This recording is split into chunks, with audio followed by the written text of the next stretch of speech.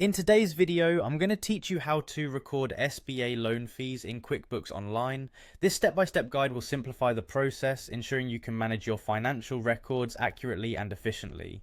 So let's dive right in and start by navigating your way to the QuickBooks Online login page. Once you're there, you're going to want to click on the Sign In button to get started.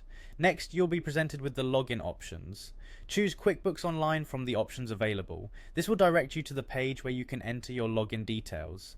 Carefully type in your credentials, the email and password you've registered with, and then continue by clicking Sign In. Your QuickBooks Online dashboard should now appear on your screen, ready to assist you in streamlining your accounting tasks. Once you've successfully logged in, it's time to move on to creating a new transaction. On the homepage, you'll find a button labeled New. Click on it to open a drop-down menu. From there, select Bank Deposit. This action will allow you to enter new funds into your accounts, and it's crucial for accurately recording your loan fees. Within the bank deposit section, find the area that says Add funds to this deposit. This is where you'll record the income associated with the SBA loan, so it's important to enter the correct details here for proper documentation.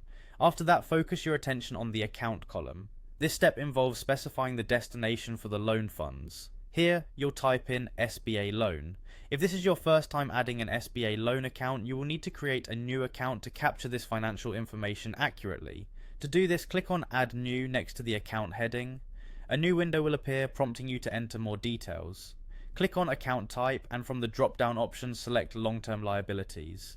This ensures that your loan is categorized correctly in your financial records, given its nature as a liability that you'll address over an extended period. Once you've set the account type, move down to the Detail Type section.